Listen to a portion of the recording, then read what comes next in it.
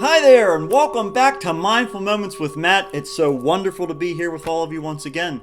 Let's get right to today's question, which is: it seems that no matter how much I work on myself and try to do what I'm here to do, I can't stay in a happy place.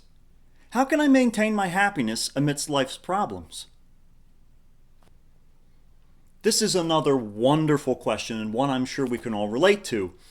It's important to remember that finding lasting happiness involves a shift in your perspective, as well as your relationship with both external circumstances and your internal thought patterns.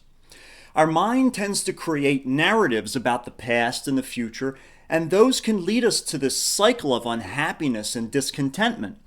And so, in order to maintain happiness amidst life's challenges, we need to consider a few things. First and foremost, as we always talk about, be present. The key to happiness lies right here and now in this present moment. And our mind often dwells on past regrets or worries about the future. But by bringing your attention fully here and now to the present moment, you can find a sense of peace and contentment regardless of your external circumstances. The next thing we need to be aware of is acceptance. Accepting the present moment as if you had chosen it, like we always talk about. It certainly doesn't mean that we're complacent or that we've resigned to this moment, but it means that we're recognizing the reality of this moment without resisting it. Resistance is the thing that creates the suffering. By accepting the present moment, you open yourself to finding creative solutions and new perspectives on these challenges that we might encounter. Next, once we have accepted this moment, we return our awareness to our thoughts. We need to remember that we are not our thoughts, but rather the conscious observer of those thoughts. The mind generates this constant stream of them, of course, and many may be negative or counterproductive. But nonetheless, practice observing your thoughts without getting entangled with them. This will help you to detach from the egoic mind's tendency to create suffering by attaching itself to an outcome that either hasn't happened yet or has happened differently. After that, we start to look at who we see ourselves to be. And of course, our true essence is beyond the thoughts and emotions that we feel and experience. And the more that we can practice identifying less and less with the egoic self, the more our consciousness underneath of it is able to shine through.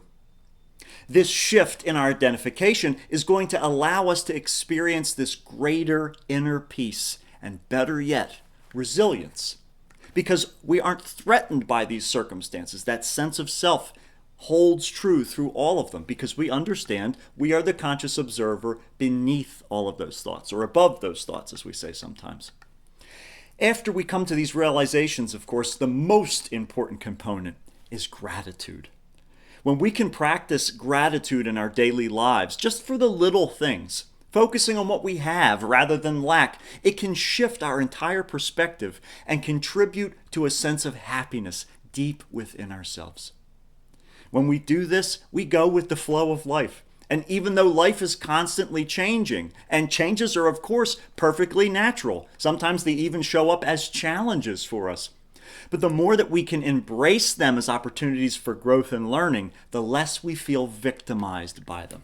And that shift can really help us to have a greater sense of ease and happiness. After we do all of these mental and energetic things, it's important to honor and take care of our physical body. It's important to have physical, mental, emotional well-being. All of these things are crucial. And the more that we can engage in things that nurture our soul, like spending time in nature, practicing mindfulness, or pursuing hobbies that you enjoy, all of these things will bring us back to where we are now, rather than getting caught up in the stories of our mind that tend to pull us out of this unification with the present moment. Remember, maintaining happiness is not about eliminating all challenges. It's about changing your relationship with them. Happiness is an internal state that can be cultivated through conscious awareness and a shift in our perspective. So as you practice presence and acceptance and non-identification, all the things we've talked about today, you'll find that your capacity to maintain happiness amidst life's problems will gradually increase as we acknowledge and accept the gift that this present moment brings us. Thank you all so very much for giving me another moment of your time. See you next time, everybody. Take care. Thank you. Goodbye.